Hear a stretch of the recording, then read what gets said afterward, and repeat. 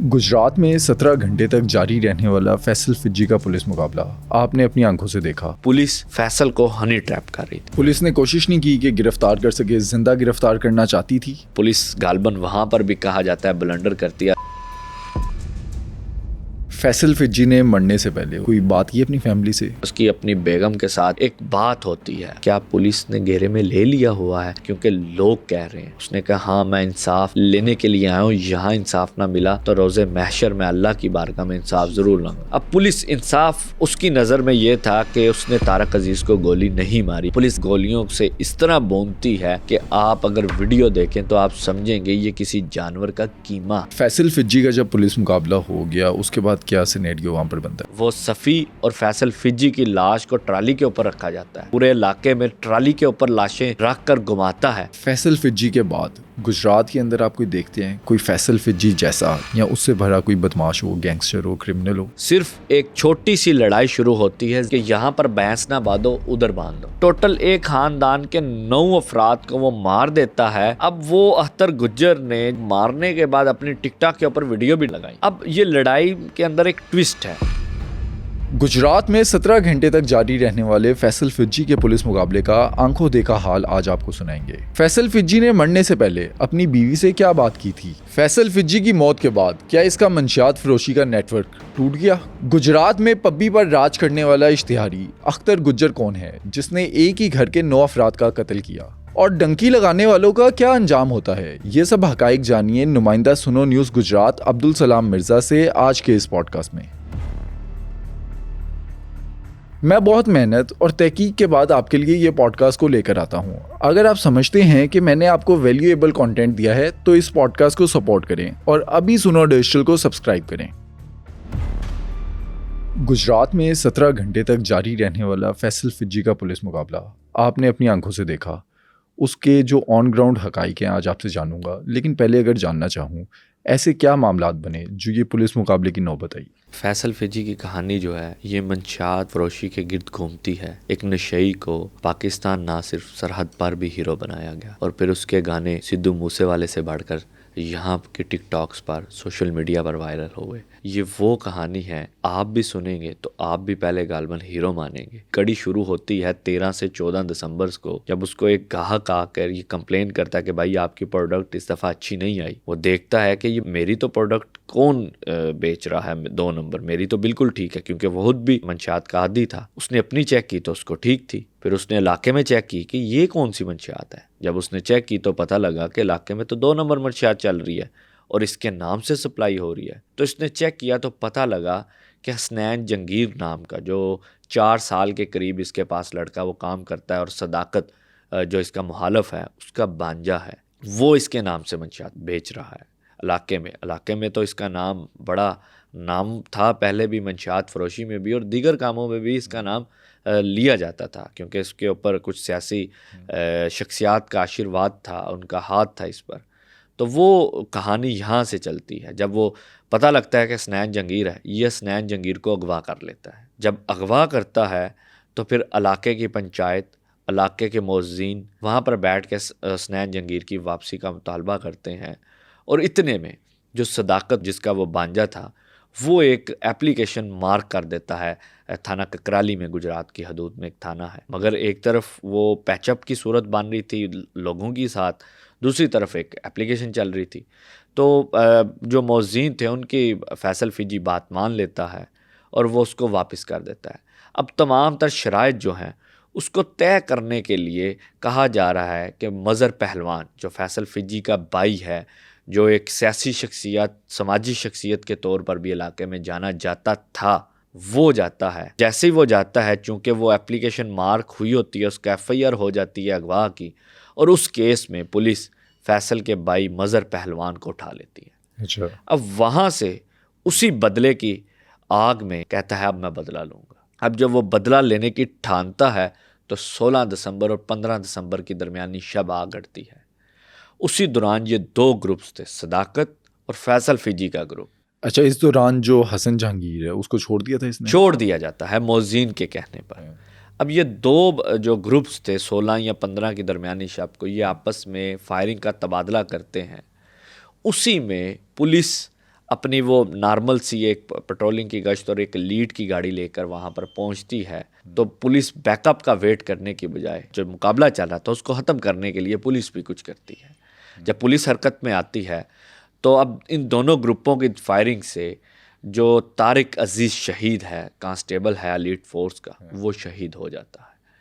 वो जैसे ही शहीद होता है और एक और जवान वहाँ पर ज़ख्मी होता है, कांस्टेबल तारिक अजीज़ शहीद की मौके पर स्पॉट डेथ होती है। फिर वहाँ से पुलिस के अंदर भी एक इंतकाम चलता है, फैसल के अंदर भी एक इंतकाम की आग जल रही थी, सदाकत के अंदर भी एक चल रही थी। दूसरा पहलू ये है कि पुलिस फैसल को हनी ट्रैप कर रही थी, क्योंकि फैसल का पुलिस के मुताबिक फैसल सिर्फ मंशियात फरोशी नहीं, असले का काम भी शुरू कर दिया था। और फैसल था, इसका अली भट्ट एक दोस्त है जिसके साथ इसका काम चलता था। और अली भट्ट जैसे ही पेशावर जाकर बैठता है तो फैसल का कारोबार लाखों में खेलने लगता है और फैसल का कारोबार को चार चांद लग जाते हैं, जैसे वो कहते हैं तेज़ गाम की स्पीड हो जाती है। फैसल कितने अरसे से कर रहा था मंशियात फरोशी, या ये जो असले की डीलिंग है? जो असले की डीलिंग है ये पुलिस का वर्जन है। जो इलाके वाले हैं, जो इसके अपने घर वाले हैं, वो सिर्फ मंशियात फरोशी का दावा करते हैं कि ये वो करता था। ये आलमोस्ट जो फैसल का अगर टाइम पीरियड गिना जाए तो जो उसका पीक टाइम है वो 4 से 5 साल का ही बनता है, 3 से 4 साल का बनता है। वैसे तो इसको काफ़ी अरसा था, इसका नेटवर्क नीचे मजबूत था। इसको आप कह सकते हैं कि सेकंड हैंड था, यानी जो मेन बड़े डीलर्स हैं उसके बाद फैसल गुजरात का बड़ा, ना सिर्फ गुजरात का बल्कि लाहौर से पंजाब के अंदर फैसल का नाम गिना जाने लगा था और फैसल इसको बड़े नेटवर्क को रन कर रहा था काफ़ी अरसे से। फैसल फिजी का खुद का क्या बैकग्राउंड है, करता क्या था? क्या फैमिली के अंदर कोई और भी मंशियात फरोश या बदमाश था? नहीं, फैमिली के अंदर उसका नहीं कहा जाता कोई मंशियात फरोश था। उसका एक भाई जो मज़हर पहलवान है, वैसे तो नाम ही पहलवान है, पहलवानी का कहा जाता है, मगर दूसरी जानी पुलिस का वर्जन देखा जाए तो पुलिस कहती है कि ये कब्ज़ा माफिया भी था। अच्छा। मगर उसकी कोई मुस्तनद ज़राए हमें तस्दीक नहीं करते, ना ही मज़हर की और ना ही फैसल की। मगर मंशियात फरोशी में देखा जाए तो फैसल कई बार गिरफ्तार भी हुआ है, कई बार वो पुलिस को, मुकामी पुलिस को पैसे देकर छूटता रहा है। और दूसरी जानिब जब हम पुलिस से ये बात करते थे कि आप लोग खुद पैसे ले के छोड़ दिया करते थे, तो वहाँ पर पुलिस कहती थी कि हम इसको कई बार सलाहों के पीछे भी धकेलते थे, वहाँ पर अदालती रिलीफ आड़े तो हमारे आ जाता था। मगर बनाने वाले भी पुलिस वाले थे। आज अगर मैं ये कहूँ कि पुलिस वाले इससे तहाइफ लेते थे तो ये भी झूठ नहीं था। अच्छा, ये ऑन रिकॉर्ड है, ये लोगों ने उसकी देखा है? फैमिलीज कहती है, उसकी फैमिलीज कहती हैं पुलिस वाले हमारे घर आते थे, तहाइफ लेकर जाते थे। क्या लेते थे? पैसे लेते थे। दूसरी जानिब जो ज़राए हैं वो कहते हैं कि तहाइफ जाते थे और वो बंदूकें के तहाइफ भी जाते थे। दूसरी जानिब पुलिस का ये वर्जन जो असले की फ़रोख्त वाला था वो इससे आकर फिर रेलिवेंट होता है, फिर वो मुस्तनद ज़राए बनते हैं कि वाकई ये असले का भी काम कारोबार शुरू कर दिया था।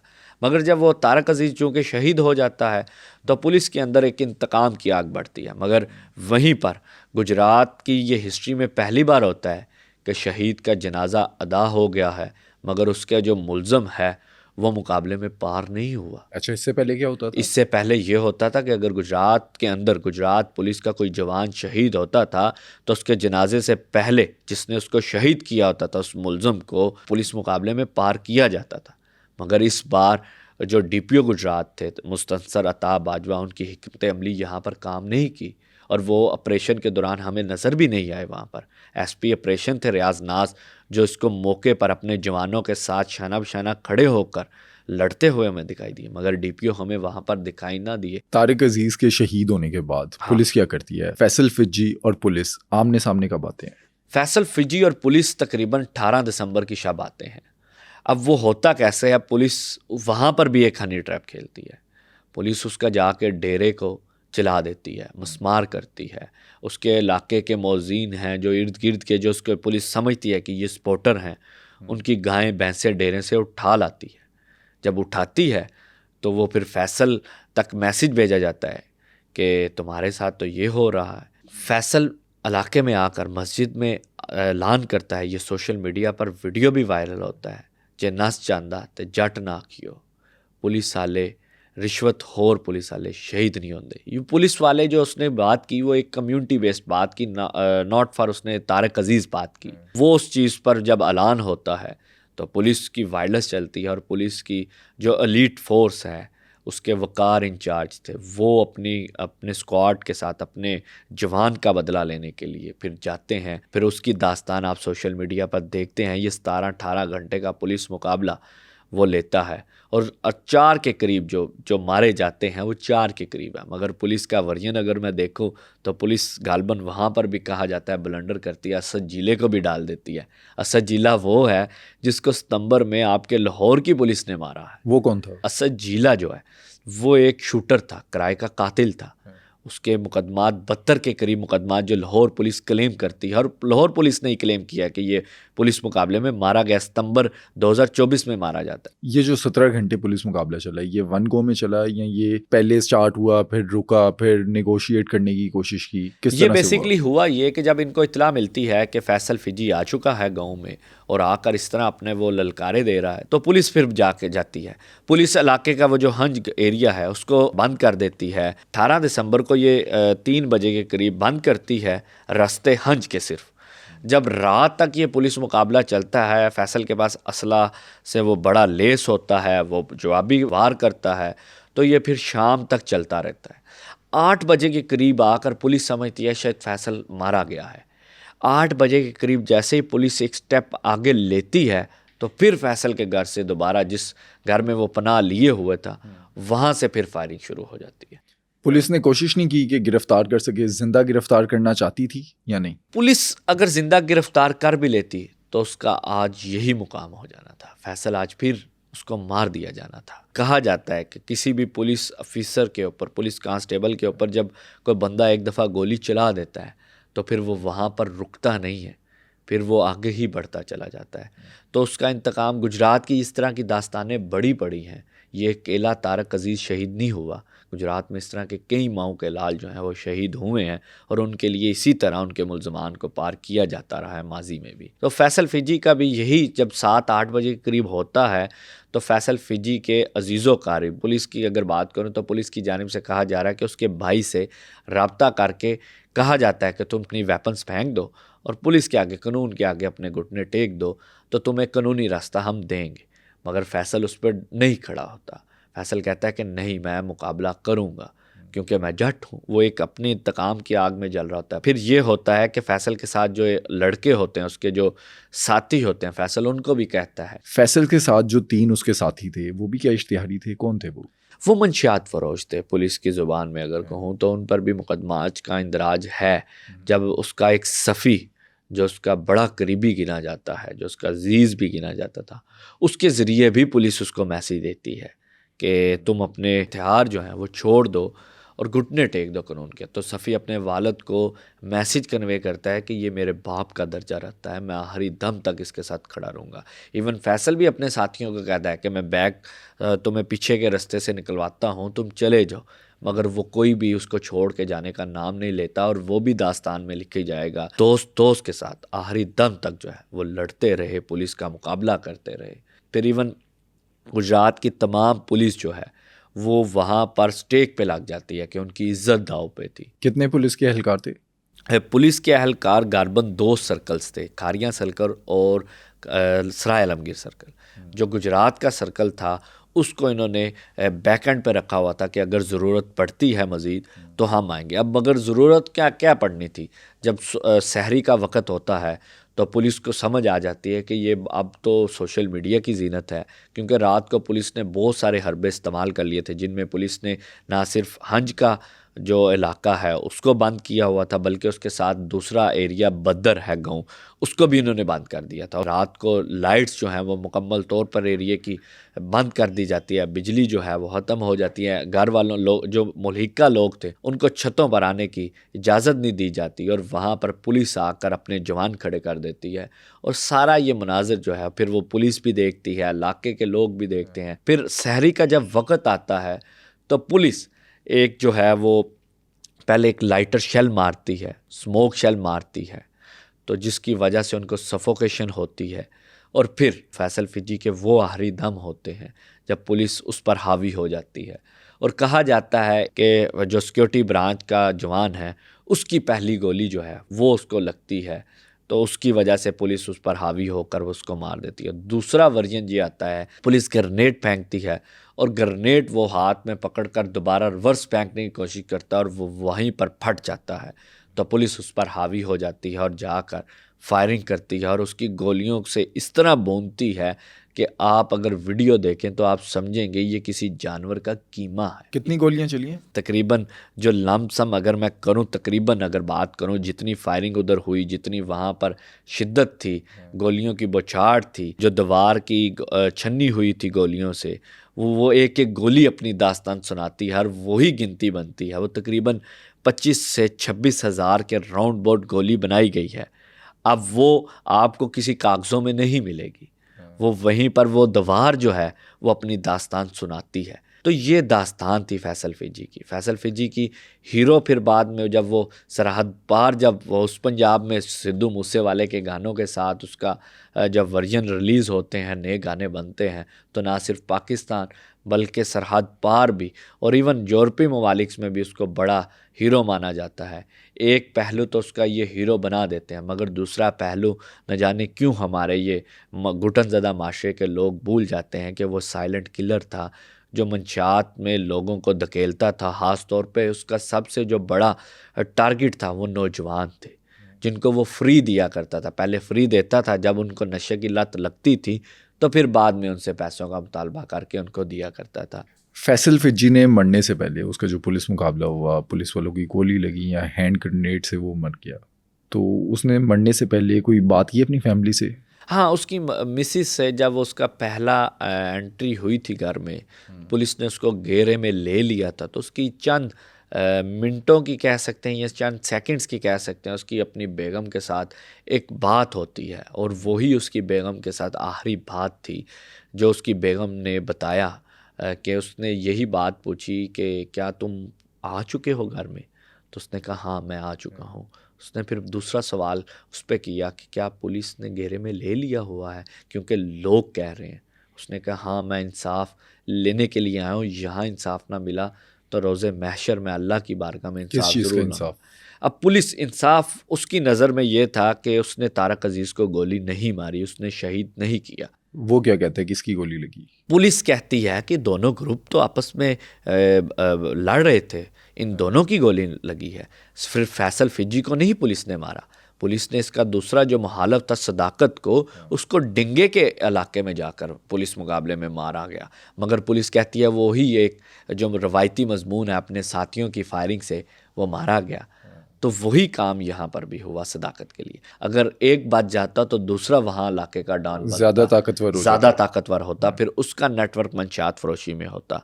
दूसरी जानिब जब उसकी बेगम से ये बात चल रही थी तो बेगम ने उससे पूछा कि तुम क्यों आया? तो उसने कहा इंसाफ लेने के लिए आया हूँ। तो फिर यही इंसाफ उसकी मौत का फंदा भी बनता है। बेगम उसकी थोड़ी सी सेंटीमेंट हुई, वो कहती है कि मैं जज्बाती हुई, तो फिर उसने कहा कि तुम रो ना, जट दी तो बीवी है। ये उसका आखिरी पैगाम था उसके लिए। फिर उसके बाद उसकी बेगम की उससे रब्ता नहीं हुआ। अब वो बेगम जो है वो एक 7 साला बेटा, 3 साला बेटी एक और एक जो है वो तकरीबन 1 साला बेटी है, यानी 3 बच्चों के साथ अपनी ज़िंदगी गुजर बसर कर रही है उसी के मकान में जो ज़ेर तमीर था, उसी की फ़ैमिली के साथ। मगर दूसरी जानिब उसके केस का मैंने रिसेंटली फ़ॉलो अप लिया तो वो लाहौर हाई कोर्ट में कहा जा रहा है कि ज़ेर समात है। मगर फैसल के बाकी कुछ लोग अभी भी जेल में हैं। मज़र पहलवान का कहा जा रहा है कि वो आ चुका है। 2 बंदे जो अभी जुडिशल हैं। पुलिस ये इस तरह के हरबे इस्तेमाल करती है, जो इलाके के लोगों ने पता होता है कि ये बंदा इस केस को फॉलो अप करेगा, अगर पुलिस के खिलाफ चलेगा तो पुलिस उसको भी उस केस में नामजद कर देती है। इसी तरह अब 20 अफराद जो हैं वो इन्होंने नामजद किए। पुलिस के लिए एक लम्हा फ़िक्री है। अगर मैं और आप सोचें कि 4 बंदे पुलिस ने मारे हैं उस घर में, बाकी 20 जो हैं वो कैसे फ़रार हुए? पुलिस का तो पूरा इलाके में घेरा था, यहाँ फिर कर्फ्यू का समा था, तो यहाँ फिर पुलिस की जो नेग्लिजेंसी है वो हुई पुलिस मुकाबले में।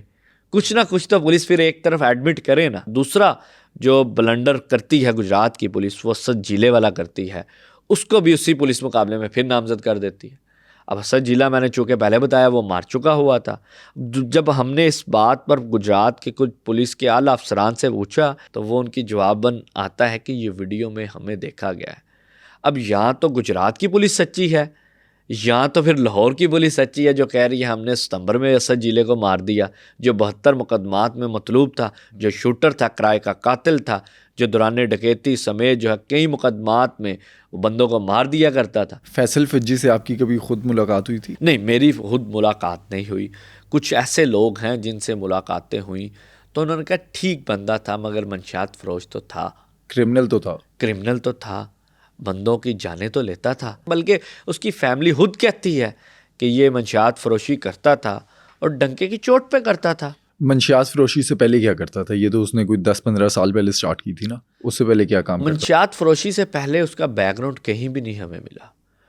वो कहीं कहा जाता है कि वो हंज की वेलफेयर में था, और कोई कहता है कि वो पहलवानी में था, और कोई कहता है वो कब्ज़ा माफिया में था, मगर उसका कोई मुस्तनद कोई कंफर्म वाली बात जो है वो नज़र नहीं आई हमें। यूनान भी किया था कहते हैं मगर नज़र उसकी वो कोई कंफर्मेशन नहीं है।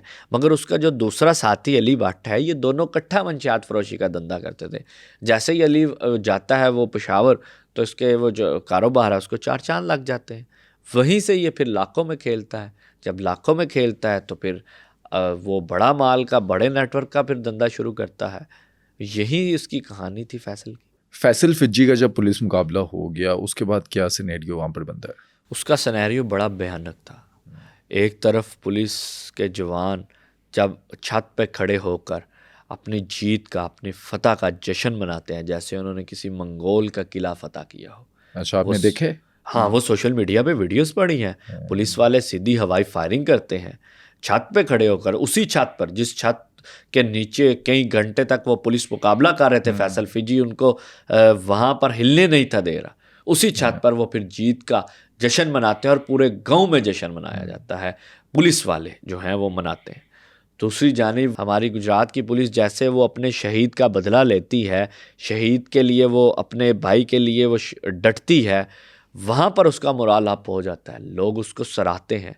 जब दूसरा वर्जन देखते हैं कि वो एक लाश की बेहुरमती करते हैं, वो गंगा जल इंडिया की आपने मूवी देखी होगी जिसमें वो एक SHO पूरे इलाके में ट्राली के ऊपर लाशें रख कर घुमाता है, वही सीन ये करते हैं। वो सफ़ी और फैसल फिजी की लाश को ट्राली के ऊपर रखा जाता है। फिर गाँव का चक्कर लगवाने के लिए जब आते हैं तो आपको पता है कि दही इलाकों में जो वहाँ की औरतें होती हैं वो एक वहन करती हैं, वो सीना कोबी करके वो अपने जुल्म का जो है वो आवाज़ बुलंद करने के लिए वो सीना कोबी करती हैं, रोती हैं। वो जब करती हैं तो पुलिस वाले वहाँ पर उनके साथ बदसलूकी करते हैं, मगर SP साहब जो है हमारे वो इस चीज़ को डिनाई कर देते हैं। फिर जो लीड फोर्स के जवान हैं वो अपने उस शहीद की कब्र पर जाते हैं और जाकर उसे कहते हैं, उस शहीद की कब्र के ऊपर खड़े होकर, वीडियो मौजूद है जिस पर वो कहते हैं 1 के बदले हमने 4 लिए हैं। अब वो ये बात करते हैं, फिर वहाँ से शहीद के घर जाते हैं, उसके बच्चे से मिलते हैं और बच्चे को कहते हैं कि हम माजरत आए, उसकी फैमिली के साथ माजरत करते हैं कि हमें आने में तहीर हुई, अगर हम उस दिन आ जाते तो उसी दिन ही इनका कुछ ना कुछ सद्देबाप कर देना था। तो ये पूरा इलाका फिर सुनता है। फिर इंडियन पंजाब के लोग उठते हैं, वो इंडियन पंजाब के लोग इस मंशियात फरोश को एक हीरो बनाकर सोशल मीडिया पर पेश करते हैं और फिर ये कई दिनों तक सोशल मीडिया के ऊपर टॉप ट्रेंड्स में रहता है। अच्छा, देखा जाए फैसल फिज्जी का जो पुलिस मुकाबला है वो तो असली पुलिस मुकाबला है। अक्सर हम बात करते हैं मुबैना तौर पे जाली पुलिस मुकाबलों की, लेकिन ये तो 2 तरफा था। फैसल फिज्जी ने मुकाबला करता रहा और पुलिस ने पहले फैसल फिज्जी की तरफ से या सदाकत की तरफ से, जिसकी भी तरफ से उनका जो एहलकार है वो शहीद हुआ, उसके बाद ये सारे मामला बने। हाँ, बिल्कुल ऐसा ही हुआ। मैंने आपको बताया कि गुजरात के अंदर दास्तानें बड़ी बड़ी हैं कि जैसे जैसे शहीद होता था उसका जनाजे से पहले बंदा मारा जाता था। अब अगर मैं बात करूं तो आपके अभी लाहौर में CCD के इंचार्ज आए हैं उमर सलामत, साबका DPO रहे हैं गुजरात में, तो इनके दौर में हुए हैं। इनके दौर में जब कोई शहीद हुआ था तो इन्होंने उसी रात हिकमत अमली अपनाई और अपने जवानों के साथ डट कर मैदान में गए और जाकर इन्होंने जो शहीद का बदला था वो लिया। इंतकाम लेने के बाद इन्होंने बताया और वहाँ के मुल्ज़मान जो इस तरह के और जो मंशियात फरोश थे, जो लोग थे, उनको एक मैसेज दिया कि पुलिस के वारिस अभी ज़िंदा हैं। तो ये मैसेज जाता है। ये मैसेज अगर देखा जाए तो एक तरफ से ठीक मैसेज भी है। अगर अगर कोई एक पुलिस वाले को कोई क्रिमिनल शहीद करता है, फिर मैं और आप भी उस माशरे में महफूज नहीं है। वो अगर एक पुलिस वाले की जान ले रहा है तो कल को हमारी और आपकी भी वो जान ले सकता है। मगर दूसरे पहलू से देखा जाए तो कानून को भी पुलिस अपने आड़े हाथों में ले पुलिस लेती वहां है। पर कर सकती थी गिरफ्तार। हाँ, पुलिस कर सकती थी। पुलिस क्या कुछ नहीं कर सकती। पंजाब पुलिस हो, वो चाहे इस सरहद की हो चाहे उस सरहद की हो, पंजाब पुलिस करने में आए तो बड़ा कुछ कर सकती है। मगर पंजाब पुलिस अगर जब ठान ले कुछ करने की तो वो करती है। उन्होंने जो ठाना वो उन्होंने किया। आज के दिन पे फैसल फिजी का जो ग्रुप था, जो ग्रोथ था मंशियात फरोशी का, वो एक्टिव है या ख़त्म हो गया? फैसल फिजी के मरने के बाद बहुत सारे उसके जो नेटवर्क के बंदे थे, इक्का दुक्का जब वो उन्होंने सर उठाने शुरू किए तो पुलिस ने उनके खिलाफ अच्छे बड़े बड़े मंशियात के मुकदमा दर्ज किए। हालिया थाना ए डिवीज़न है गुजरात शहर की हदूद में, इन्होंने वहाँ पर भी एक पर्चा फिर दर्ज किया था उसके जो करीबी था। तो फिर उसके बाद जो लोग हैं वो डिस्पर्स हो गए हैं, वो आगे पीछे भाग गए हुए हैं। कुछ इसके बंदे अभी भी इश्तिहारी हैं, मफरूरी की ज़िंदगी गुजार रहे हैं। मगर एक सवालिया निशान पुलिस की कारकर्दगी पर आता है कि ये नेटवर्क बनाने वाला कौन है? कौन है? पुलिस ही है। कैसे? पुलिस अगर ना इसको सपोर्ट करती, स्टार्ट वाले डेज में पुलिस कुछ ले दे के ना छोड़ा करती मुबैना तौर पर, तो पुलिस ही थी ना। मगर दूसरी जानिब देखें तो अगर आला हुकाम इसका फौरी नोटिस लें तो फैसल जैसे कई बंदे ना पैदा हों। फैसल फिजी का जब पुलिस मुकाबला हुआ तो जो आला पुलिस अफसरान थे उनका क्या रिस्पॉन्स है, वो क्या कहते हैं? आला पुलिस जो एसपी साहब थे वो मौके पर मौजूद थे और उन्होंने वो जो उसके आला पुलिस के साथ जो दीगर खारियाँ और सराय आलमगीर सर्कल के SHOs थे, उन्होंने सिक्योरिटी एहलकार जो सिक्योरिटी ब्रांच का था जवान, उसको जब उन्होंने नाम देने की कोशिश की तो उसने बताया कि मैं 25,000 खुद जो शहीद तारक अजीज़ हुआ है उसके घर दे के आया हूँ, मुझे नाम की नहीं ज़रूरत, ये मेरा भाई था, मैंने भाई का बदला लिया। पुलिस का ऑफिशियल बयान किसी ने ऑन कैमरा नहीं दिया, मगर वहीं पर पुलिस की जो एक खतून लेडी हैं गुजरात की, फरजाना कौसर हैं, इंस्पेक्टर हैं, खवातीन सेल के लिए बड़ी मुतहरिक हैं, उन्होंने इस पर एक बयान दिया था कि ये फैसल फिजी को सरेंडर का हमने कहा मगर वो नहीं हुआ। फिर वो पुलिस के साथ मुकाबला करता रहा, पुलिस ने जवाबी कार्रवाई की तो उसमें वो मारा गया। ये उन्होंने ऑफिशियल एक वीडियो पैगाम जारी, ऑफिशियल तो ना कह सकते हैं मगर अपनी ज़ाती हैसियत से उन्होंने जारी किया वर्दी में, तो वो सोशल मीडिया पर वो भी लाखों में देखा गया। आपने जनाजा देखा फैसल का? फैसल का जनाजा बड़ा था। अब एक तरफ अगर मैं देखूं तो वो मंशियात फरोश था, दूसरी तरफ देखूं तो वो हीरो कहा जाता था। हीरो क्यों मानते हैं उसे? हीरो वो जट वाली जो एक पंजाब का एक कल्चर हुआ करता था, वो उसी पे उसे देखा करते हैं लोग, उस पंजाब के और इस पंजाब के कि पुलिस के आगे कोई खड़ा हो गया है, पुलिस के साथ किसी ने टक्कर का मुकाबला लिया है, पुलिस के साथ असली मुकाबला हुआ है, तो उस पे देख के वो हीरो कहते हैं। मगर वही बात, वो एक साइलेंट किलर था।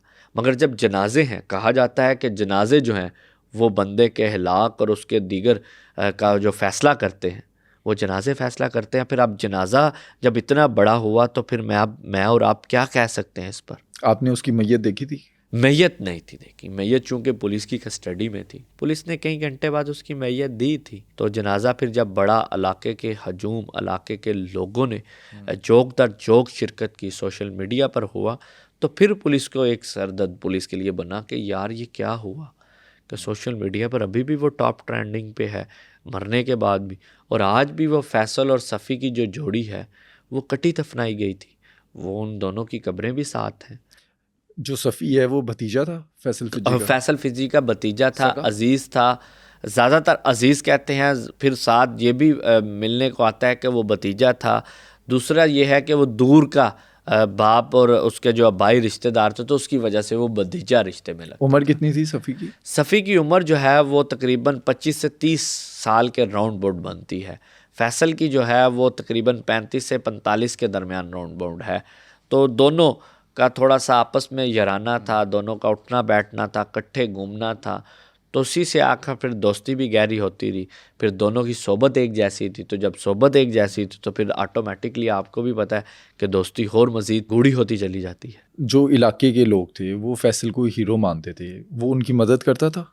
कहा जाता है कि वहाँ पर वेलफेयर थी, क्रिकेट्स के ग्राउंड्स के लिए, वो और जो दीगर काम है उसके लिए, लोगों की बच्चियों की शादियों के लिए, राशन के लिए कहा जाता है, मगर अभी तक आज की तारीख तक कोई भी बंदा फैसल के हक या खिलाफ में उसके गांव का बंदा ऑन कैमरा बयान देने को तैयार नहीं है। मेरे पास कई बंदों से मैंने जब इसके केस की मज़ीद डिटेल पूछना चाहिए, फैसल के मुतल्लिक पूछना चाहिए, तो किसी ने पुलिस के खौफ से आकर नहीं की। फिर एक ये भी देखने को आया कि जो इलाके के लोग हैं वो एक जो MNA हैं नसीर अब्बास सिद्ध, जो उस हलके के हैं, जो वहाँ पर जाते हैं और उन्हें आकर कहते हैं कि हमारे मवेशी जो हैं वो वापस किए जाएं। फिर वहाँ पर उनकी सियासी जो शख्सियत का अपना एक फ्लूंस था, MNA थे, तो फिर उनके आस्ता आस्ता मवेशी भी और बाकी चीज़ें भी वापस किए गए। फिर उन्होंने ये भी मुतालबा किया कि हमारे बंदों को अब बेजा तंग ना किया जाए, हमारे गांव के लोगों का आगे नाम बड़ा बदनाम हो चुका है, हमारे गांव में बसने वाले लोग को तशवीश की नज़र से देखा जाता है, उनको बड़ा दूसरी नज़र से देखा जाता है, तो काइंडली इस पर भी कुछ किया जाए। तो फिर आस्ता आस्ता वक्त के साथ जो है वो एक स्मूथ होते रहे और फैसल फिजी अब एक अफसानवी किरदार के तौर पर याद रखा जाएगा रहती दुनिया तक। फैसल फिजी का पुलिस मुकाबला हुआ तो कोई पोस्टमार्टम भी हुआ होगा, कोई रिपोर्ट आपके सामने आई? पुलिस की जानिब से कुछ भी नहीं दिया गया। पुलिस की जानिब से इवन उस पुलिस मुकाबले की एक रिपोर्ट होती है इब्तदाई, वो भी मीडिया क्या किसी को भी नहीं दी। पुलिस तो बयान ही नहीं देना चाहती इस पे। पुलिस से पूछें वो कहते हैं छोड़ें, इस पे कोई और बात करते हैं। क्यों? एक पुलिस की अपनी बीच में बड़ी सारी हैं, वो सजीले वाली बात होगी। फिर पुलिस की वो बेदरेक फायरिंग की वीडियोस जो हैं वो बड़ी उसमें पॉपुलर थी। तो ये चीज़ें थी जो उसको फिर पुलिस उस पर स्टेटमेंट देने से कतराती थी। फैसल फिजी के बाद गुजरात के अंदर आप कोई देखते हैं कोई फैसल फिजी जैसा या उससे भरा कोई बदमाश हो, गैंगस्टर हो, क्रिमिनल हो? गुजरात की अगर मैं 90s से शुरू करूं और मेरा और आपका पॉडकास्ट 5 से 6 घंटों में मुहित हो जाएगा। गुजरात में इस तरह की दास्तानें बड़ी बड़ी हैं।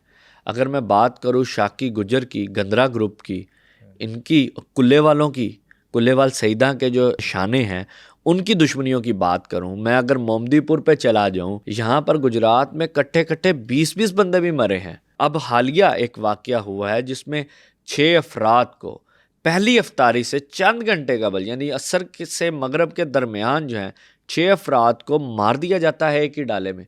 अब जिनको मारा जाता है वो भी असले से लेस होते हैं, उनके पास भी असला होता है, AK-47 होती हैं, उन्होंने भी गात्रे, अब पंजाबी में गात्रा वो है जो वेपन्स के साथ कैरी किया होता है, जिसमें उन्होंने अपने मैगज़ीन, अपनी गोलियां रखी होती, वो गात्रे पहने हुए 6 जवान बैठे हुए थे एक डाले में।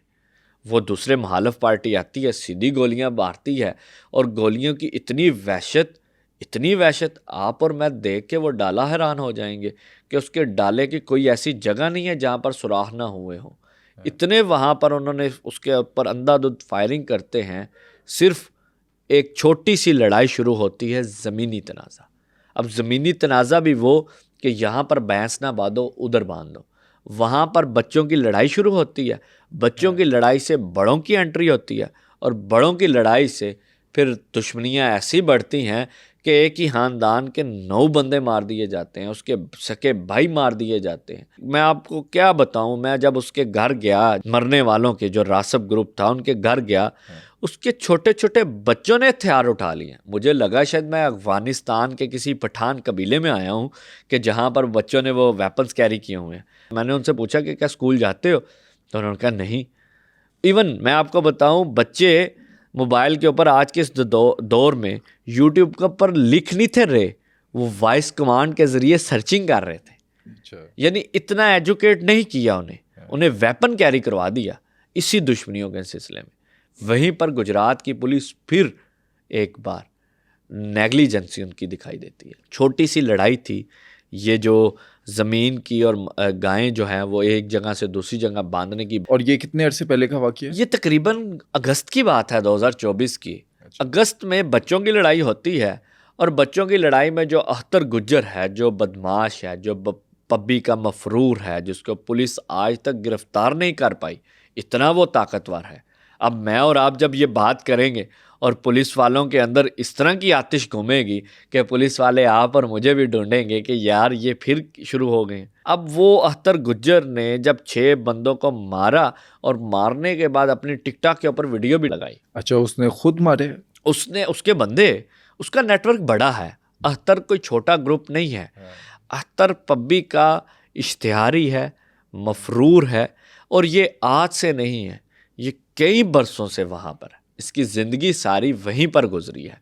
अब अख्तर का जब बच्चा था उसको सर पे चोट लगती है, और वो चोट थोड़ी ज़्यादा लगती है उसकी, चूँकि उसको ज़्यादा लगने की वजह से ये लड़ाई शुरू हो जाती है। अख्तर को जब पुलिस कहती है कि नहीं तुम पुलिस रिपोर्ट कराओ, चूँकि अख्तर पहले इस तरह के मामलात था, अख्तर बहुत सारे इश्तिहारियों को पनाह दिया करता था पुलिस के रिकॉर्ड के मुताबिक, तो अख्तर फिर क्या करता है कि कहता है कि नहीं मैंने तो इंतकाम लेना है अपना, मैंने बदला लेना है अपना।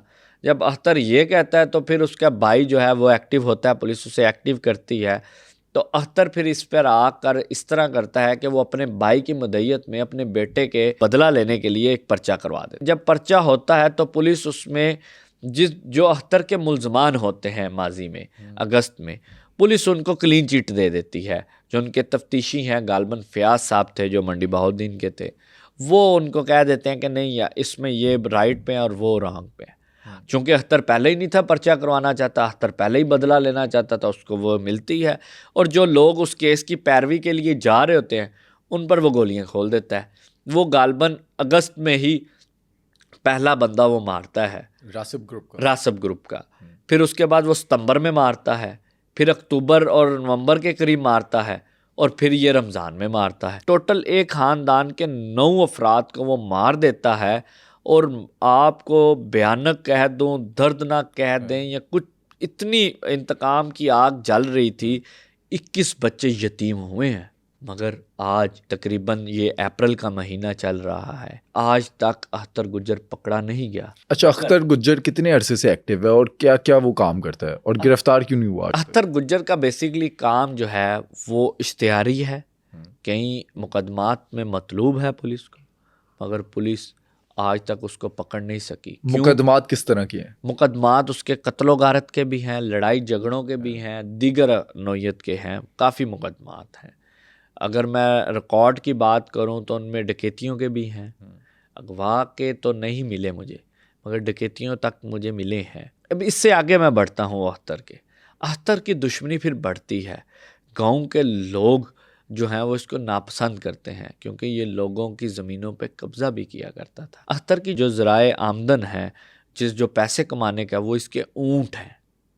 अब इश्तिहारी है, बेले का जो पब्बी है गुजरात और खारियाँ की बेल्ट में, वहाँ में इसका बड़ा नाम है, तो वहीं पर इसके ऊँट चरते हैं। कितने हैं ऊँट? गालबन इसके सैकड़ों में है।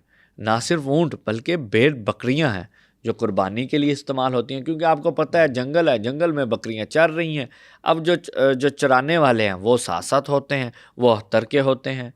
जो अख्तर के रास्ते में आता है अख्तर उसको खुद फिट कर लेता है, बकरियां उसकी सेव रहती हैं, दूध बेचता है।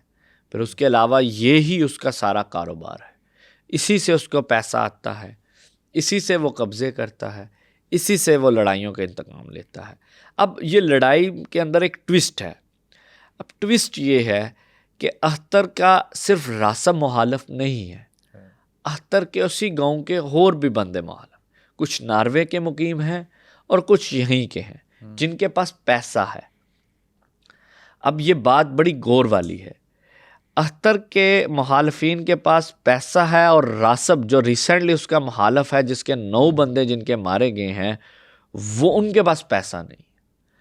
एक तरफ पैसा लगता है, दूसरी तरफ रासिब के बंदे लगते हैं। रासिब अपने बंदे देता है मारने के लिए, वेपन्स कैरी करने के लिए, दूसरी तरफ जो पैसा है वो इस्तेमाल होता है।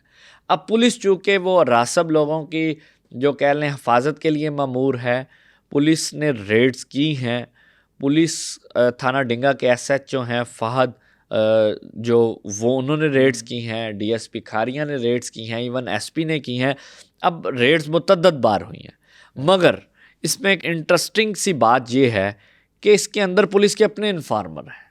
वो क्या कर रहे हैं? वो जैसे ही वो कोई टीम लीड करने के लिए जाती है तो वो इन्फॉर्म कर दिया करते हैं। और जो पुलिस जाती है रेड करने, उनको पता है इस बात को? गुजरात के बच्चे के पुलिस के महकमे को पता है कि कौन है वो खारियां सर्कल में कहाँ पर तैनात है, ये पुलिस को पता है, पुलिस के आला अफसरान को भी पता है, मगर पुलिस अपनी रवायती बेहिस्सी पर चुप है। आपकी किसी पुलिस वाले से बात हुई इस बारे में?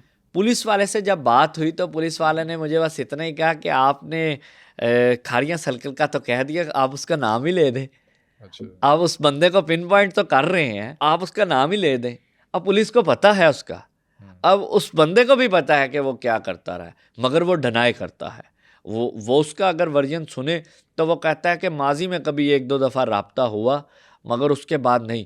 मगर वहीं पर अगर मैं वहाँ अपनी ज़राए की चेक करूँ, या जो पुलिस के अंदर जो खोजी होते हैं वो मुझे जब अपनी खोज लगा कर बताते हैं, और वो बताते हैं कि पुलिस के एक SHO थे फरासत चट्टा साहब, उन्होंने अख्तर जो दूसरा था जो नार्वे वाला था, उसके कहने पर इस अख्तर गुज्जर को बड़ा टाइट किया रखा हुआ था। मगर वहीं पर वो दूसरे जो थे आला शख्सियत, जो पुलिस के माथे का झूमर हैं, जिनको कुछ नहीं कहा जाता, वो उन्होंने आके उनको टाइट किया।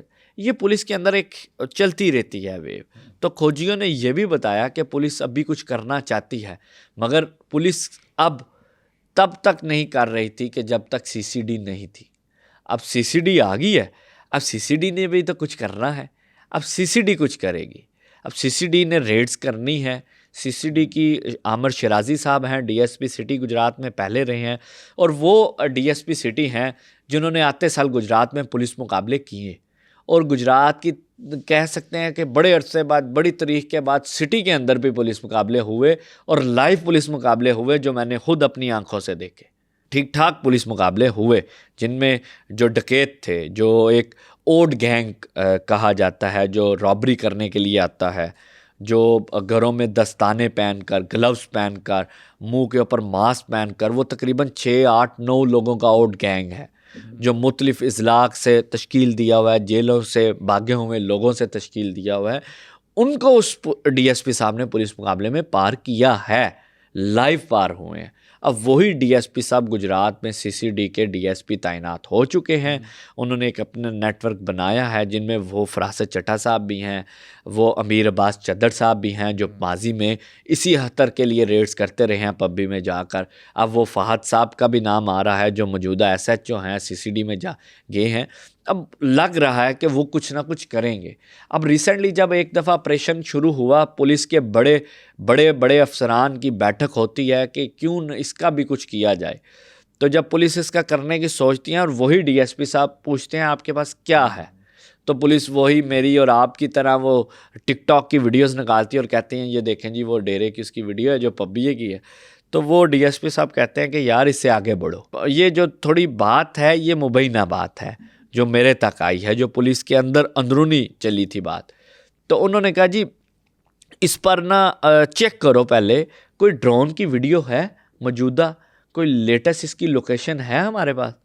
तो उस पर जो है वो जो जज्बाती पुलिस एहलकार थे उन्होंने ना में सर हिलाया, तो फिर पुलिस वालों ने उस ऑपरेशन को पोस्टपोन किया था। अब वो रेड्स इन्होंने हालिया पूरे जो तकरीबन खारियां सर्कल है और सराय आलमगीर सर्कल ने पब्बी में रिसेंटली मुख्तलिफ औकात में की हैं। जब इनको शुबा होता है कि वो आया है, वो जा रहा है, वो ये कर रहा है, वो कर रहा है, तो पुलिस रेड्स कर रही है। लेकिन पुलिस को अभी तक कोई हाथर हाथ कामयाबी नहीं हुई, मगर एक ही कामयाबी उनके कह सकते हैं कि ज़ुमरे में आई है कि उसका एक साथी था बुढ़ा गुज्जर, वो मारा गया है। वो भी अपनी हिमाकत से कह सकते हैं मारा गया है। ऑपरेशन के दौरान? नहीं, ऑपरेशन के दौरान जब 6 बंदे मार रहे थे, तो 6 बंदों के मारने पर क्या हुआ कि वो उनके वेपन्स कैरी करने लग पड़ा। जब वो 6 बंदों के वेपन्स कैरी कर रहा था तो पीछे से एक और वो उनका ही मुहालफ था, वो भी आ गया। फिर उसने फायरिंग की तो वो उसी दौड़ में जो है वो मारा गया है। पुलिस ने फिर बताया कि वो पब्बी के करीब उसकी नामालूम इलाके से लाश मिली है, तो ये हुआ है वो एक रवायती जो मजमून था वो पुलिस ने शाया किया। मगर अख्तर गुज्जर की अभी तक कोई गिरफ्तारी की हक़ाइक़ मौजूद नहीं है। मगर पुलिस के खोजी कहते हैं कि पकड़ा गया है, हम इसको CCD के देंगे, वो CCD वाले कुछ करेंगे। तो अब देखना यह है कि अगले चंद दिनों में क्या होता है, CCD कुछ करती है या पंजाब पुलिस का अपना पंजाबी जागता है, जाग पंजाबी वाला पुलिस जागता है और वो कुछ करता है। अभी जो है मुझे और आपको देखना पड़ेगा ये क्या करती है पुलिस। अख्तर गुज्जर का जो डेरा था वो भी पुलिस ने मसमार किया। वो पुलिस को शुबा था कि ये भी फैसल हंज है, मगर अख्तर गुज्जर ने माजी के फैसल हंज के वाक़े से सीखा और वो नहीं गया। पुलिस ने सिर्फ उसका नहीं डेरा तोड़ा, पुलिस ने उसके एक अजीज़ हैं, वो उसके घर के पीछे बैक साइड पे घर हैं, उसका डेरा भी मसमार किया। गुजरात की पुलिस, पंजाब की पुलिस ये रवायती तौर पर एक इंतकाम अच्छा, लेती है ये जब ऑन कुछ ना रिकॉर्ड हो। पे बातें हैं कि पुलिस ने जो डेरा है वो मसमार किया, ऑन या रिकॉर्ड देखा आपने? गाँव के लोगों ने देखा, गाँव के लोगों ने बताया कि पुलिस वाले आए ने पान तोड़ के टुर गए ने। अच्छा, वो बाकट जाती है, क्रेन जाती है, वो तोड़ आती है। अब तोड़ता कौन है आपको भी पता है और मुझे भी पता है, जिसकी लाठी उसकी भैंस, वही फिक्रा इस पर भी फिट होता है। अगर वो कोई और मस्मार कर रहा है तो पुलिस को फिर तो हरकत में आना चाहिए कि किसी के घर को आके कोई तोड़ा है तो आप रोके तो सही उसको। यानी फिर कोई ना कुछ तो है ना इसमें इनके संबंध। वही चीज़ चल रही थी, इन्होंने किया, मगर वो वापस ना आया घर में। वो कुछ ना उसने इंतकाम के लिए सोचा, वो फैसल फिजी के माजी के वाक़े से सीख चुका था। उसने कहा ठीक है, वो वैसे भी आपको मैंने बताया वो मफरूरी की ज़िंदगी गुजार रहा है, तो उसके लिए उसका घर रहना सहना वो पब्बी ही था। उसकी फैमिली वालों से आपकी बात हुई या आपने सुना किसी से, उसकी फैमिली क्या कहती है? वो पकड़ा गया या अभी भी मफरूर है? नहीं, फैमिली उसकी उस तरह मंजर आम पर भी नहीं आई और ना ही उन्होंने कोई बयान दिया है। और पुलिस मुझे ज़ाती हैसियत से और मेरे जो दीगर सीनियर साथी हैं जो क्राइम बीट हम लोग करते हैं, मुझे भी लगता है पकड़ा ही नहीं गया। मगर पुलिस हमेशा कहती है इस वीक में आपको गुड न्यूज़ मिलेगी। वो गुड न्यूज़ फिर पता नहीं कहाँ रह जाती है। वो गुड न्यूज़ के जी तक ही अड़ती है और डबल और डी रुक जाता है इसका। अब गुड न्यूज़ मैं और आप भी इंतज़ार में हैं, जैसे ही आएगी तो हम अपने नाज़रीन को बताएंगे उसका भी। गुजरात से ज़्यादातर जो नौजवान हैं वो डंकी लगाते हैं, ये डंकी लगाने का प्रोसेस क्या है? डंकी की माजी से चलूं तो बड़ी दास्तान है। कभी पैदल की डंकी लगा करती थी वाया अरान, तेहरान वाली साइड से। फिर उसके बाद जो रूट आया वो हालिया रूट भी आया कि आप शिप के ज़रिए डंकी लगाएं। फिर उसके बाद एक नया रूट आया कि आप यहाँ से दुबई बाय एयर जाएं, दुबई से लीबिया बाय एयर जाएं, तो फिर वहाँ से शिप में जाए और डंकी लगा लें। फिर उसके साथ ही एक नया रूट मुतारिफ़ हुआ रोमानिया वाला। रोमानिया से यहाँ से सीधा आप रोमानिया जाएं बाय एयर, वहाँ पर वर्क परमिट आपको जॉब मिली होती है, चूँकि आप वहाँ पर जॉब करें, वहाँ से फिर टैक्सी की डंकी लगा लें। वो बाय रोड डंकी है, वो सेफ़ कंसिडर होती है। अब चूँकि रोमानिया वाले पकड़ भी लें तो वो हमारे पाकिस्तान से भी उसके कहा जाता है हालात थोड़े से हैं, वो डिपोर्ट नहीं बंदे को करते, तो वो डंकी आई। फिर उसके बाद दुबई और ये वाली ख़त्म होती है तो उसके बाद फिर एक नई डंकी शुरू हो जाती है उम्रे पर। सऊदी अरब से बच्चे जाते हैं, क्योंकि बड़े बंदों, अब जो 14 साल है 13 साल की बंदों की जब डेथ हुई तो हमें बड़ी तशवीश हुई कि ये कैसे मुमकिन हुआ कि 14 साल और 13 साल का बच्चा डंकी लगा रहा है। पता चला जी ये तो उम्रे पे गया है। अब उम्रे पे कहाँ से गया है? कोई फैसलाबाद से गया है, कोई कराची एयरपोर्ट से गया है, कोई सियालकोट से गया है, कोई लाहौर से गया है। तो ये फिर देखने को आया। अब वहाँ से निकलें तो फिर अब नया रूट एक आ गया अज़रबैजान वाला। अब अज़रबैजान का 7500 का वीज़ा लगता है। आप आराम से वीज़ा लगाएं टूरिस्ट, आपको 2-3 दिन में वो वीज़ा आ जाएगा। वहाँ से मोरतानिया चले जाएं, मोरतानिया से आपको वो शिप ले जाएगी बड़ी। अब वो वाली जो शिप है उसके डूबने के चांस कम है, क्योंकि वो बड़े बैरी बेड़े हैं। अब वहाँ पर जो रिसेंटली हुई है, वहाँ पर लोगों को हथौड़ों से मारा गया है। वो मारा क्यों किया गया है? वो मारा इसलिए गया है कि उनके जो पीछे जो डंकर्स थे, उन्होंने जो मेन बड़े अफ्रीकी डंकर्स थे उनको पेमेंट्स नहीं थी दी। तो डंकर इस टाइम पे गुजरात में बैठे हुए हैं। डंकर्स बड़े हैं, एजेंट्स हैं उनके, एफआईए को मालूम है, एफआईए कार्रवाइयाँ भी कर रही है। रिसेंटली एक बड़ा पॉजिटिव जेस्चर आया कि उस पर एफआईए स्टांस लेती थी, मगर हमारे और आपके इस माशरे के जो पैसों पे बिकने वाले वालदैन हैं वो जाकर अदालत बयान दिया गया ये तो मेरा है ही नहीं है, ये तो एजेंट ही नहीं मेरा। अब वो चूँकि एफआईए उसको सलाहों के पीछे धकेलती थी, उसको अदालती रिलीफ मिल जाता था, वो आ जाया करता था। अब वही वालिद जब होता था एप्लीकेशन में, वो उससे एप्लीकेशन लिखवाता था कि एफआईए का एप्लीकेशन देता कि इस एजेंट ने मेरे बच्चे को भेजा है। अब वो छोड़ता क्यों था? छोड़ता इसलिए था, अब इसमें ये एजेंट्स की जो कहानी है ये बड़ा वसी नेटवर्क है। इसमें मैं और आप घुसेंगे तो बड़ा इसमें कीचड़ उछलेगा आप और हम पर भी। इसमें ये कहानी है कि एजेंट्स के आगे सब एजेंट्स हैं। सब एजेंट्स के आगे फिर एजेंट्स हैं एक और। अब वो क्या है, मैं और आप है ना, अब आप मुझसे बात करेंगे यार मिर्ज़ा साहब बाहर जाना है, तो मैं कहूँगा भाईजान टेंशन ही कोई नहीं, पिंड दा फलाना बंदा करता जे काम, अच्छा, पिंड दा फलाना बंदा एने लाख च कर रहा जी। कितने में होता है? यानी गुजरात में एक रेट चल रहा था रिसेंटली जो है वो इटली स्पेन का, वो 40 से 45-50 लाख के दरमियान था। और अगर देखा जाए, अगर आप डायरेक्टली लीगल वे में जाएं तो इससे कम पैसे नहीं लगेंगे? इसमें लीगल वे दिखाते ही नहीं है। अब इसमें हमारे जो नौजवान हैं वो भी थोड़ा सा डिवर्ट है, उसको पता ही नहीं कि लीगल वेज क्या हैं। वो कहता है कि शॉर्टकट रास्ता हो कि पाइन मैं बाहर होना, मेरा रिश्तेदार बाहर है तो मैं भी कल जावां तो मैं उत्थों डॉलर दरख्त तो लावां तो घर भेज दियां। अब इसमें ये बड़ा लोगों को समझने वाली बात है कि आप स्किल लेके जाएं, आप पढ़ कर जाएं तो आपको मिलेगा वीज़ा, मगर वहाँ पर इस तरह का कॉन्सेप्ट नहीं है अभी भी गुजरात में। गुजरात में अभी भी एक वो रेस जो है वो चल रही है फैमिलीज़ की। वो समझते हैं कि अगर एक पहले नौजवान गया है तो वो बड़ा इजीली राम सुकून से ज़िंदगी गुजर बसर वहाँ पर कर रहा है। एक बाद में जाता है, वो पैसे कमा कर घर बेचता है और कहता है जी मकान अच्छा सा बनाएं, आप डाला ले लें एक। तो जब वो डाला ले लेते हैं, गाड़ी अच्छी लेते हैं, लेविश लग्जरी गाड़ी लेते हैं, घर अच्छा बन जाता है, जो पहले गया होता है उसका वालिद उसे फ़ोन कर कहता है तेरे बद हो गया है, तो उन्हें जाके मकान छत लेने गड्डी लै ली है, तू की कीता है।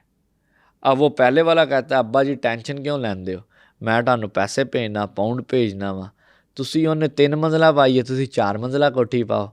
जब वो 4 मंजिला बनाता है तो उसके बाद फिर वो कहता है यार गड्डी भी है ना, फिर वो कहता है अब्बा जी तुसी V8 लवो, नाल 2 गार्ड लवो। अब वहाँ से ये रेस चलती है, जब वो 2 गार्ड लेता है और जो बाद वाला होता है वो फिर 4 गार्ड लेता है, जब वो 4 और 2, फिर इसी तरह वो रेस बढ़ती है, क्राइम बढ़ता है, और फिर उसमें मैं और आप बैठकर फिर ये क्राइम की सूरत हाल पर व्लॉग्स करते हैं कि ये सूरत हाल हो गई है। जो लोग वहाँ पर पहुँच जाते हैं, जैसे भी पहुँचते हैं डंकी लगा के, जितनी भी मुश्किलात के साथ पहुँच जाते हैं, वहाँ जाके उनकी लाइफ कैसी होती है? वहाँ पर उनकी लाइफ बड़ी भयानक होती है। वो पहले साइलम अप्लाई कर लेते हैं कोई, फिर वहाँ पर जाके वो अपने कागजात की तगदो करते हैं, वो 5, 6, 7, 8 साल वो आ नहीं सकते वापस पाकिस्तान में, क्योंकि गैर कानूनी रास्ते से गए होते हैं। कुछ जाकर वहाँ पर साइलम अप्लाई करते हैं कि हमें वहाँ पर गुजरात में या पाकिस्तान में हमारी ज़मीन हम पर तंग कर दी गई है, मेरे के ऊपर ये मुकदमा है, मुझे ये इशू हो गया है, तो काइंडली मुझे जगह दी जाए। रिसेंटली देखने में ये भी आया कि कुछ जो अरेंज मैरिज थी वो भी डंकी लगा के गई, तो उन्होंने जाकर जी हमने वहाँ पर लव मैरिज की है तो हमें साइलम दे दिया जाए, हमें वहाँ पर दोनों को जान का खतरा है। तो फिर वो एक छोटी सी अखबार की खबर लग जाती है, तो वहाँ पर भी फिर ये इसी तरह वो वहाँ पर अप्लाई कर देते हैं, उनको वीज़ाज़ वगैरह मिलने लग पड़ते हैं। एक ये दास्तान है। दूसरा उनकी दास्तान, वहाँ पर वो कोई बड़ा अफसर नहीं बनता, बड़ा साहब बाबू नहीं बनता, वो कोई टैक्सी ड्राइवर बनता है, कोई पिज़्ज़ा शॉप्स के ऊपर डिलीवरी कर रहा है, और कोई वहाँ पर पिज़्ज़ा शॉप या किसी ग्रोसरी की दुकान के ऊपर वो जो है एज आ सेल्समैन जो है वो जाता है। तो कोई बड़ी लेविश लाइफ नहीं गुजरती। मैंने ऐसे लोग भी देखे हैं जो वकील थे गुजरात में, जो अच्छा अपना वकालत कर रहे थे, मगर वो वहाँ पर गैस स्टेशन पर भी नौकरी उन्हें मैंने करते देखा है। जो रास्ते में जाते हैं, रास्ते में कैसी कैसी मुश्किलात आती हैं? कई लोग मर भी जाते हैं, कई डूब जाते हैं। मेरी हालिया रिसेंटली सुनो डिजिटल पे भी हमारी वो वीडियो चल रही होगी, उस्मान एक पुलिस मुलाजिम था, वो डंकी लगाकर जब ज़िंदा वापस आता है तो सबसे पहले सुनो डिजिटल और सुनो न्यूज़ की स्क्रीन पर उसे चलाया जाता है। तो वो अपनी दास्तान सुनाता है, वो बताता है कि यहाँ से लीबिया लेकर जाया जाता है और लीबिया के वेयर हाउस में रखा जाता है। अब लीबिया के वेयर हाउस में उसको रखा जाता है, इतना कहता है कि 1 माह तक हमें बड़ा टाइट करके रखा जाता है कि हमें खाने में सिर्फ एक पानी की बोतल दे दी जाती है ताकि हम थोड़ा खाएं, थोड़ा वाशरूम जाएं। जब हम थोड़ा खाएंगे, थोड़ा वाशरूम जाएंगे, हमारा दिल होगा कि हम बस यहाँ से निकलें। कहता वहीं से वो उसी शिप को चलाने के लिए बंदे को तैयार किया जाता है कि वही बंदा जो है वो शिप चलाएगा। उसको एक कंपास दे दी जाती है, वो उसे देखता है, उसे ट्रेन कर दिया जाता है, और वो शिप ऐसी सिलेक्ट की जाती है जो रास्ते में वापस नहीं आती, क्योंकि उसको डिस्पोज करना होता है, क्योंकि अब वो एक शिप बंदा लेके जाएगा, वापस आएगा, पकड़ा जाएगा। वो शिप वहाँ पर ही डिस्पोज करवा देते हैं। वो इस तरह की शिप का इंतखाब करते हैं जो डंकर्स होते हैं, लीबिया के लोकल डंकर्स। अब वो उस शिप के ज़रिए जो है वो मूव होते हैं और फिर रास्ते में जब कश्ती उलट जाती है तो फिर वो उनकी ज़िंदगी का एक नया पहलू, एक नई दास्तान शुरू होती है। वो उस्मान ने बताया कि वो जब कश्ती उल्टी तो उसने कई घंटे स्विम किया और स्लोली स्विम करता हुआ उसको जब कोस्ट गार्ड वालों ने जो है वो रेस्क्यू किया तो फिर उससे जाके पता लगा कि वो ज़िंदा बच गया है।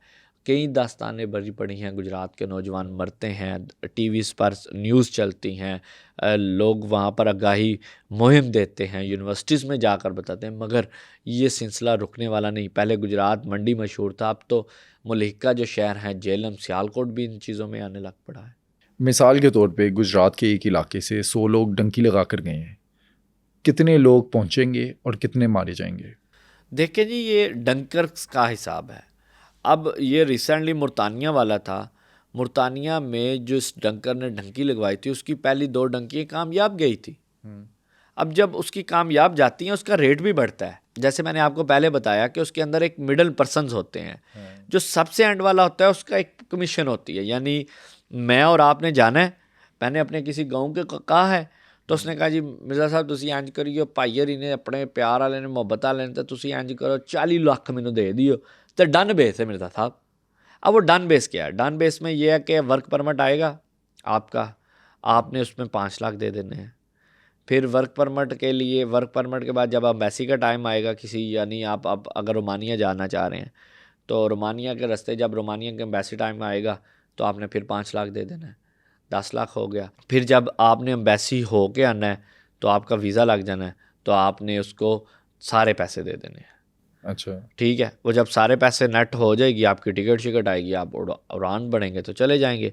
अब वहाँ पर जाकर जब आपको पता चलेगा जी अब मैं तो अगे जाना हूँ, ऐसे तो कुछ भी नहीं सार है, इन्हें जो दसिया सी वो तो कहानी हो रही, वो फिर वहाँ पर आपको लोकल डंकर हायर करके देंगे। मगर वो यहाँ पर पाकिस्तानी भी उनका नेटवर्क है, वो बंदे आएंगे आपको आके कहेंगे जी हाँ जी भाजी की करना है, तुसी दसोगे जी मुंडे नूं भेजना टैक्सी के जरिए तो किन्ने पैसे ने, वो कहेगा जी हाँ, फिर तुसी इत्थे डील करोगे। आलमोस्ट 9 लाख तो 10 लाख 11-12 लाख भी चल रही है उसकी रेट। तो फिर अगों तुसी रोमानिया तो इटली स्पेन की डंकी लवाओगे। स्पेन जाने के बाद वहाँ पर नौकरी कैसे मिलती है उन्हें? फिर नौकरी मुख्तलिफ कैंप, कुछ बंदे कैंप्स में चले जाते हैं, कुछ बंदे अपने अजीज़ो कारिब के यहाँ ठहर जाते हैं, कुछ बंदों के आगे कोई ना कोई जानने वाला होता है, क्योंकि गुजरात के लोग वहाँ पर बड़े पड़े हैं, गुजरात के लोग वहाँ पर मौजूद हैं, काफ़ी तादाद है। अब जिस तरह नार्वे है, पाकिस्तान का मिनी नार्वे है दुनिया का, खारियाँ, क्योंकि वहाँ पर आपको कोठियाँ मिलेंगी, घर मिलेंगे, बंदे नहीं मिलेंगे। वो अपनी शादी ब्याह किसी खुशी गमी में आएंगे, वो टेंड करके वापस चले जाएंगे कोठियाँ, और पीछे नौकरों के हवाले होती हैं। तो मिनी नार्वे इसी तरह आपको यूरोप भर में गुजराती ज़रूर मिलेगा। आप कहीं भी दुनिया में चले जाएं ना, तो आप कहें ना गुजरात वाला तो आपको ज़रूर मिलेगा, क्योंकि वहाँ पर उनके बीज हैं। जो डंकी लगा कर आए हैं, जो कुछ डंकी लगा कर गए हैं, कुछ उनकी फैमिली सेटल हो गई हैं। माजी में देखें तो माजी में जब मीरपुर डैम बना था तो बहुत सारे लोग गए थे, उनको लीगली वहाँ पर मुंतकिल किया गया था। तो बहुत सारे लोग हैं, उनकी आगे से नस्लें चली हैं, वो नस्लों ने आगे से फिर बढ़ावा दिया है, और फिर शादियाँ हुई हैं, शादियों के बाद फैमिलीज गई हैं। तो बहुत सारे वहाँ पर लोग हैं, लीगली भी हैं, गैर कानूनी रस्तों से भी गए हैं। मगर वो पैसा, आपको मैंने एक ही बात कहा है, सबसे बड़ा रुपया ना बाप ना भैया, वही गुजरात में मिसाल फिट होती है ये डंकी के लिए। आज के पॉडकास्ट का मकसद गुजरात में होने वाली क्रिमिनल एक्टिविटीज को हाईलाइट करना था, ना कि किसी क्रिमिनल को ग्लोरीफाई करना। क्रिमिनल जो भी हो, उसका अंजाम या तो पुलिस की गोली है या फिर अपने मुखालिफ की।